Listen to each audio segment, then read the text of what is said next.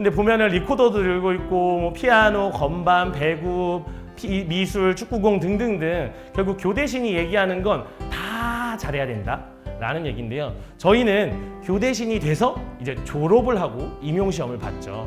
이렇게 임용시험을 보는 과정 순탄치 않았습니다.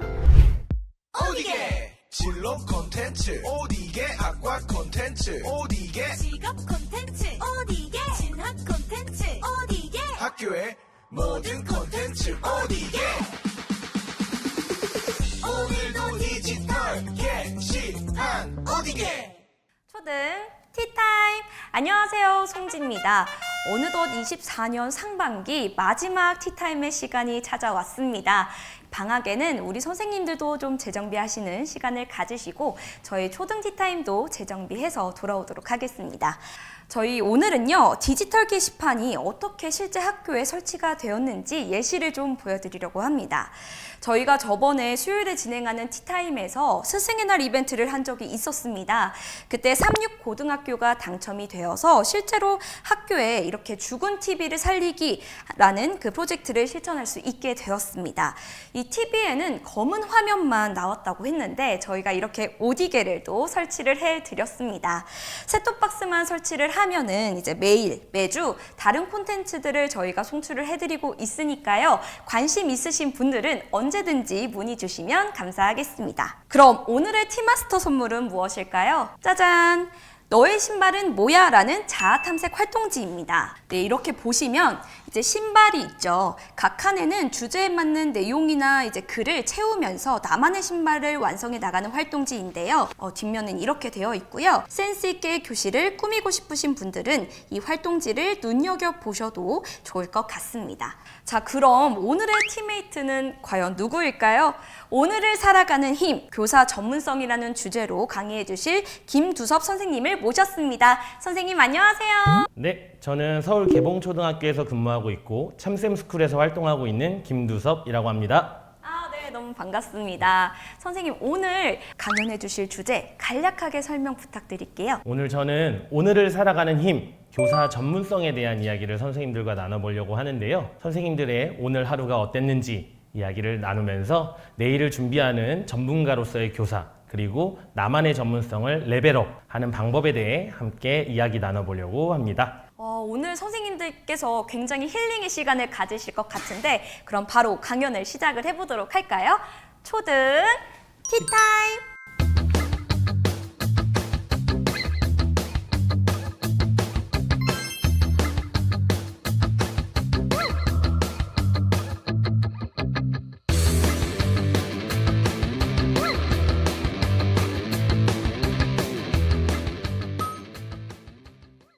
선생님, 오늘 하루 어떻게 보내셨나요? 라고 질문을 던지고 싶은데요. 일단 제가 한번 가볍게 풀어보도록 하겠습니다. 선생님들께서 아마 교대신이라고 들어보셨을까 싶은데요. 여기에 있는 이분입니다. 저는 교대에 처음 갔을 때 이분 사진을 보고 너무 웃었던 기억이 있는데 웃으면서도 좀 어느 순간 현타가 오더라고요. 근데 보면은 리코더도 들고 있고 뭐 피아노, 건반, 배구, 미술, 축구공 등등등 결국 교대신이 얘기하는 건 다 잘해야 된다 라는 얘기인데요. 저희는 교대신이 돼서 이제 졸업을 하고 임용시험을 봤죠. 이렇게 임용시험을 보는 과정 순탄치 않았습니다. 연도별 학교급별 임용시험 지원자 대비 합격자 비율인데요. 여기에 있는 빨간색이 우리 초등 임용 합격률입니다. 보시면 2000년대 중반에 50%로 시작했다가 2010년대에 30%까지 떨어지는 게 보이시죠? 그러다가 잘 올라갔습니다. 그런데 2010년대 후반으로 가면서 점점점 합격 비율이 떨어지고 있다. 자, 이렇게 굉장히 힘든 관문을 뚫고 들어왔습니다. 그럼 들어왔으면 우리 선생님들 어떤 삶을 살고 계실까요? 물론 저도 신규 교사였던 적이 그렇게 오래되지는 않았지만 이제 요번에 공부를 하면서 다시 한번 생각을 해보았습니다. 신규 교사의 삶이라고 얘기를 하면 신규 교사의 삶에서 가장 포인트가 되는 건 교사로 근무하는 첫날부터 수십 년 경력의 교사와 거의 동일한 정도의 업무와 책임이 주어진다. 이 연구를 통해서 밝혀진 신규 교사의 수업 장면에서는요, 실제 수업이나 학습에 사용하는 시간이 적고 행정 업무나 교실 질서 유지에 굉장히 많은 시간을 할애하고 있고, 교실을 질서를 유지하는데 뭐 학급 정리나 학습 정리 같은 거에도 수업 시간의 20% 가까이를 할애하고 있다. 한마디로 우당탕탕 신규 교사의 생활을 보여주는 대목이 아닐까라는 생각이 드는데요. 그러면 이분들한테 물어보고 싶어요. 왜 선생님이 되셨어요? 라고 물어보면 이건 물론 여러 선생님들은 다른 생각을 하고 계실 수도 있는데요. 교사가 주는 경제적, 사회적 안정감이라는 얘기를 하고 있습니다. 또 직업적인 안정감, 이른 퇴근 시간, 방학과 같은 근무 여건 등에 대한 이야기를 하고 있는데요. 이러한 동기들을요, 우리는 유용성이라고 부르기로 합니다. 네, 이런 유용성을 가지고 선생님의 길로 뛰어들었다. 물론 모두가 아니라는 점은 다시 한번 강조드리고 싶습니다. 근데 국공립학교 교사의 법정 급여를 살펴보면요, 놀랍습니다. OECD 평균에 비해서요, 초임 한국 교사는요 낮은 편입니다. 그런데요, 뭐 중학교도 마찬가지고요, 고등학교도 마찬가지거든요. 그런데 15년 차가 되면서요, OECD 평균보다 한참 위로 올라가기 시작합니다. 네. 초임 교사의 급여는 적었으나 15년 차로 갈수록 높아졌다라는 결과를 보실 수 있는데요. 이 연공서열이라는 얘기 들어보셨을 거예요. 연공서열적 봉급 체계로 인해 우리가 한 호봉이 올라가면 따박따박 월급이 오르는 구조이고, 그러다 보니까 한편으로는 낮은 동기유발에 대한 이야기도 나오고 있습니다. 그러면 선생님들 지금 삶에 만족하고 계신가요? 라는 질문을 던졌을 때 좀 슬픕니다. 네. 다시 선택할 수 있다고 해도 나는 교사라는 직업을 택할 것이다 라고 응답한 분이요, 여러 문항 중에 가장 낮았습니다. 그 다음에 가치 있는 일로 평가되고 있다라고 생각하는 점수도 굉장히 낮았어요. 그러니까 우리가 지금 교직 만족도를 살펴보고 있는데 조금 가슴 아픈 결과인 거죠. 그리고 좀 더 나아가서요, 정년까지 선생님이 근무하시겠어요? 라고 물어봤을 때요, 초등학교, 중학교, 고등학교 평균을 내보면 한 50% 정도의 선생님들께서 정년까지 근무를 하겠다라고 말씀을 하고 계십니다.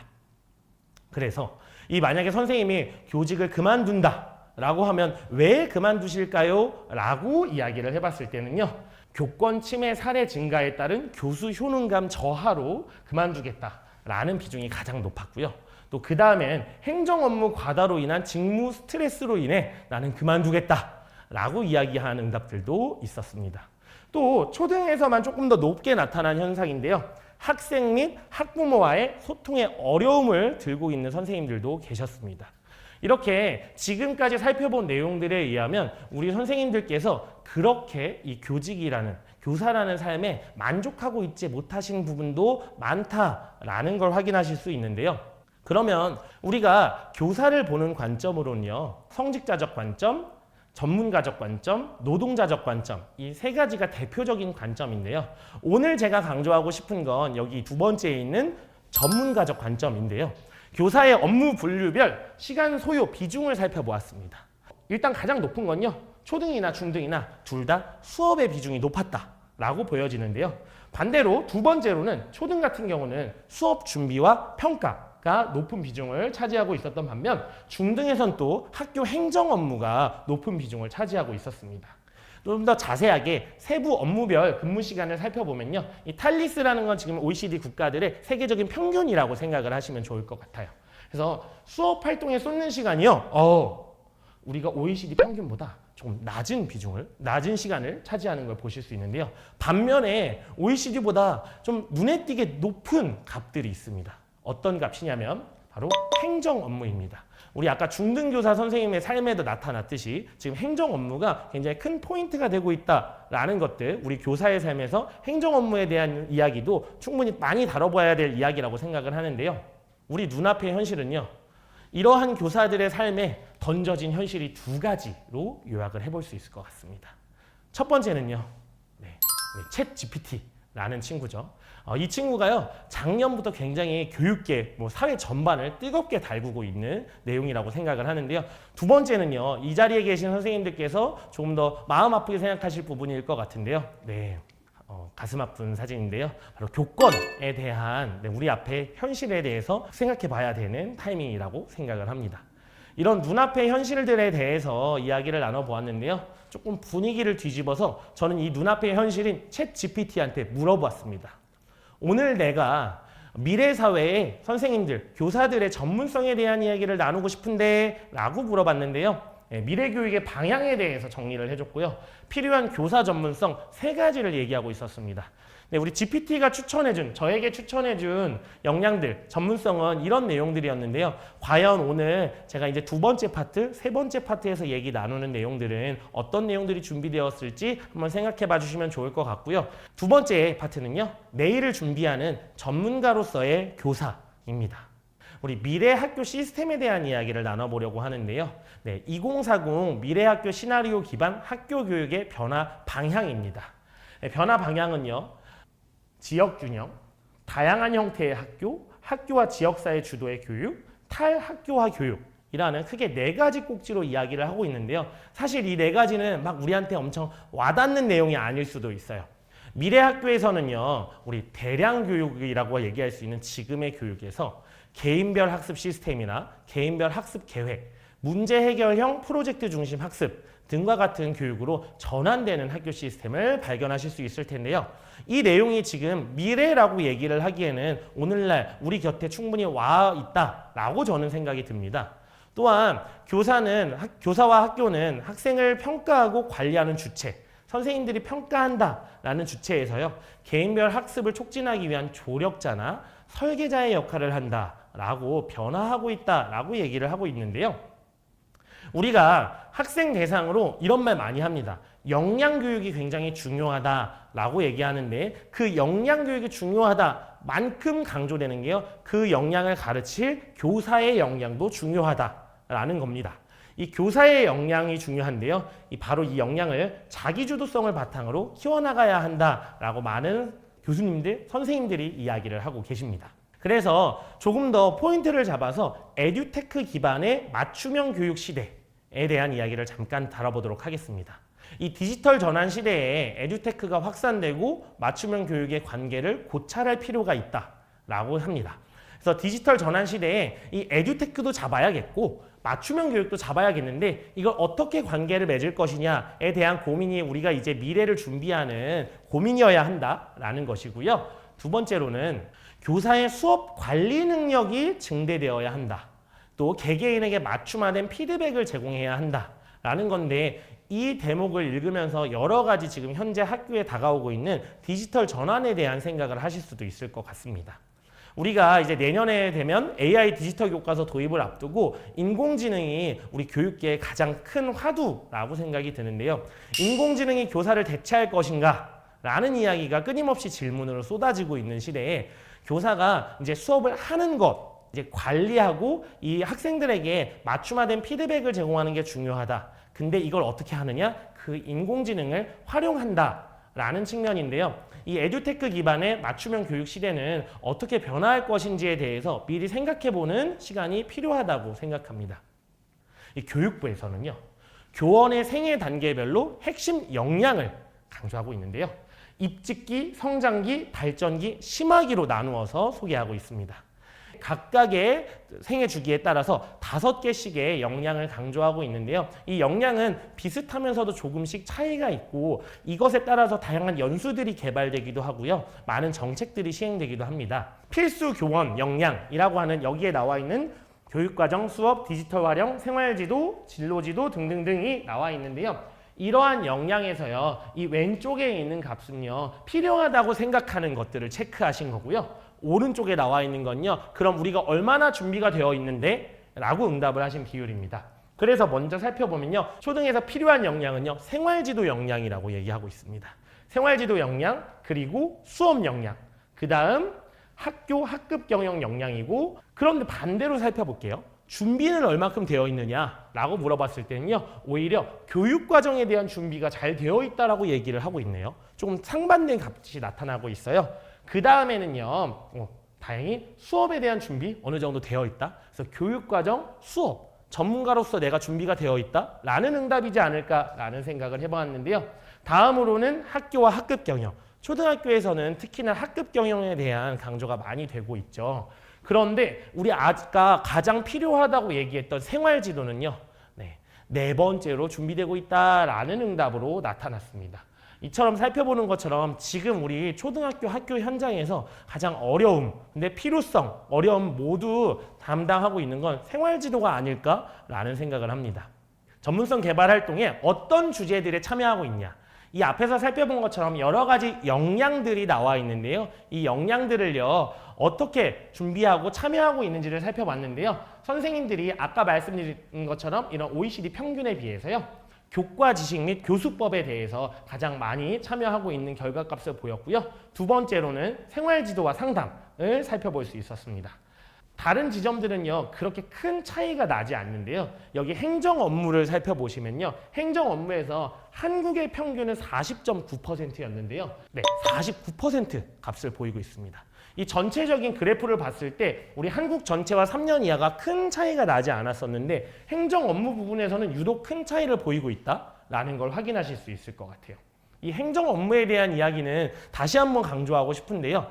전문성 개발, 나의 교사로서의 전문성 개발을 방해하는 요인이 무엇이냐라고 질문한 문항에서는요. 딱 보면 가장 높게 나오는 건요. 업무 일정과 중복된다라는 항목이었습니다. 업무 일정과 중복되고요. 대체적으로 높은 항목을 보면요. 뭐 시간이 부족하다라든지요. 이런 값들의 큰 차이를 보이는 건 아니지만요. 업무라든지 시간에 쫓겨서 내가 이 전문성 개발에 참여하기가 힘들다라고 응답 주신 내용들이 아닐까라는 생각을 해봅니다. 과연 이 초등학교 선생님들에게 전문성은 어디까지가 전문성인가? 우리 아까 생활지도에 대한 이야기도 나왔고요. 학급 경영, 수업, 교육과정 등에 대한 전문성이 나왔는데 이 행정 업무가요. 절대 무시할 수 있는 영역이 아니라는 생각이 들었습니다. 그러면 과연 우리는 이 업무 전문성은 어떻게 생각하고 있지? 라는 질문을 던져볼 수 있을 것 같습니다. 여러 연구들을 통해서요. 행정 업무의 학습 과정은요. 주로 전임자가 도와주거나 주변 동료들이 도와준다라고 얘기를 합니다. 똑똑똑 선배님 저 이거 기한 올리는 거 맞아요? 라고 물어보면 그 선생님께서 오셔서 진짜 하나하나 클릭하는 것부터 가르쳐 주세요. 네, 그렇게 전문성을 쌓아가고 있다라는 생각이 드는데요. 일단 우리한테 굉장히 이거 중요합니다. 교사의 행정 업무의 경계에 대한 부정적 감정과 관련되어 있지 않을까. 네. 학급이나 학교 행정 업무가 미완수에 따라서는요, 선생님들이 굉장히 큰 스트레스를 받고 있었습니다. 이걸 전문성의 영역으로 생각하지는 않는데 또 이걸로 인해 스트레스를 너무 많이 받는 좀 이렇게 넌센스한 상황이 벌어지고 있는데요. 최근에 교육청 차원의 연수가 점차 확대되고 있고요. 매년 새롭게 부장을 맡는 분들을 줌으로 초대해서 그 분야의 베테랑 부장님이 연수를 시켜주세요. 그래서 이 업무는 이러한 매뉴얼로 하시면 돼요 라는 매뉴얼도 만들어주고요. 연수도 시켜주고 있고요. 이 주변 동료, 전임자가요. 그냥 내 옆반이나 우리 학교가 아니라요. 학교 밖으로 넘어가는 현상을 보실 수 있습니다. 교사 전문성 개발의 변화로는요. 기존의 교사 학습을 이야기할 때는요. 그냥 교직이 전문 지식을 습득하고 축적하고요. 한마디로 내 주머니에 넣어서 내가 가지고 있는 전문적 지식을 그냥 언제든 꺼내 쓰는 게 나의 교사 전문성이었어요. 하지만 이제는 교사 학습 공동체라는 말에서부터 시작되듯이 자유롭게 우리가 교류하고 공유하고 또 교직의 전문 지식이나 자신의 교육을 함께 공유하는 시대로 변화하고 있다라고 생각할 수 있을 것 같습니다. 그러면 여기까지 제가 선생님들께 교사 전문성이 왜 필요한지, 어떤 어려움을 가지고 있는지에 대해 이야기를 나눴는데요. 이제부터는 선생님들께 내가 전문성을 키우려면 어떻게 해야 되지? 라는 고민들에 대한 이야기를 좀 나눠보려고 합니다. 그러면 이제 실제적인 이야기를 조금 더 가미를 해보면 우리가 전문성을 개발하려면 어떤 식으로 개발을 해왔냐라고 하면 장학이라는 말이 있는데 장학이란 말을 막 엄청 반기시는 분들은 별로 없을 거라고 생각을 해요. 그래서 교원 전문성을 개발하는 방법으로는 장학이 있었고요. 그래서 연수를 하기도 했고요. 학교 컨설팅이나 컨설팅 장학, 전문적 학습 공동체, 최근에는 다양한 이론까지 확장되는 형태를 보이는데요. 선생님들이 생각하시기엔 아마 이 연수가 우리가 교원 전문성 개발하면 제일 대표적으로 생각하시는 내용이 아닐까라고 생각합니다. 네. 그러면 나만의 전문성의 시작을 연수라고 얘기할 수 있는데 이 연수는요, 선생님들 문제점들이 좀 있습니다. 일단 이 연수의 문제점이라고 응답한 내용을 보면 기관 중심의 연수에 최종해서 현장 수요를 반영한 콘텐츠가 부족하다. 그러니까 교육청에서 시키는 거 하는 거 아니냐라는 얘기겠죠. 또 학교 현실에 맞지 않는 연수 내용을 하고 있다. 왜 우리가 어떤 사회적인 상황이 벌어지면 그게 다 연수의 내용으로 반영되고 있는 상황이죠. 또 경력 단계별 맞춤형 연수, 아까 생애주기라는 얘기가 나왔는데 그러한 연수들을 우리가 하고 있는데 그거에 맞춤 프로그램이 좀 부족하다. 저는 제 경험으로 돌이켜 보면요, 법정 의무 연수 이만큼 듣고요, 나머지 시간에는요 그냥 제가 듣고 싶은 거 들어요. 근데 이게 저의 교직 생애를 제가 스스로 진단하고 판단하고 듣는 걸 수도 있겠지만 그것보다는 그냥 흥미 위주로 듣지 않나? 라는 스스로의 반성을 좀 해보았습니다. 마지막으로 전문성 개발에 대한 보상이나 지원이 부족하다라고 얘기를 하고 있는데 교원 연수의 제도에 대한 문제점을 얘기하지만 우리가 현실적으로는 교원 연수가 우리의 전문성을 가장 빨리 쉽게 향상시킬 수 있는 내용이기 때문에 선생님들께서는 당연히 관심을 가지고 계실 텐데요. 그래서 제가 추천드리고 싶은 건 되게 익숙한 페이지죠. 그래서 우리 티타임 지금 이 시간에 이렇게 심오한 내용을 같이 함께 얘기하고 계시는데 그럼에도 불구하고 이 밤 8시 반이라는 시간에 함께 해주고 계시는 선생님들은요, 나의 전문성 개발을 위해 이곳에 찾아주신 거라고 생각이 듭니다.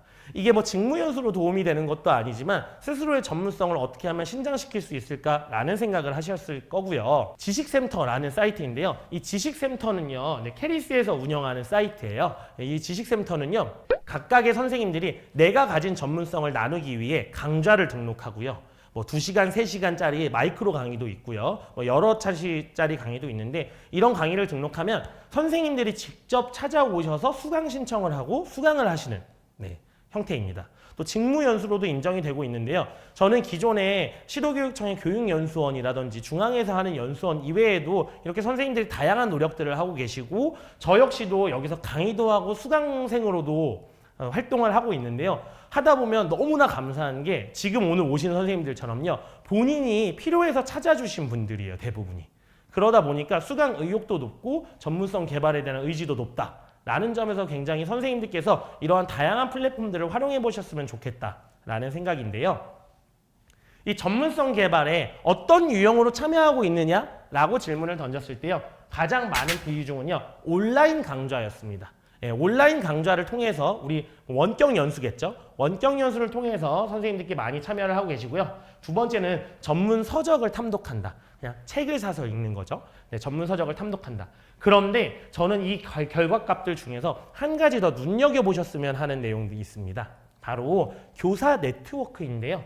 교사 네트워크가 앞에 두 가지에 비하면 조금 더 낮은 비중이긴 했지만요. 과연 제가 앞으로 지금 마지막으로 다룰 내용이 이 교사 네트워크에 관한 내용입니다. 그 함께 배우며 성장하기라는 타이틀을 붙여보았는데요. 선생님들께서 뭐 교원학습 공동체, 교사학습 공동체, 전문적 학습 공동체 등등 다양한 형태로 얘기를 들어보셨을 텐데 결국 중요한 건 선생님들이 모여서 같이 공부한다라는 건데요.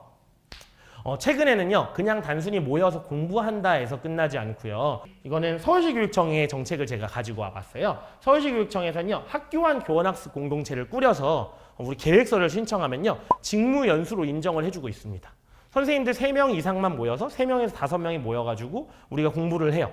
공부를 하고 서로 배운 것들을 가르치기도 하고 나누기도 합니다. 그런 내용들을요, 교원의 전문성 개발 활동으로 인정하고 연수로 인정하고 있다.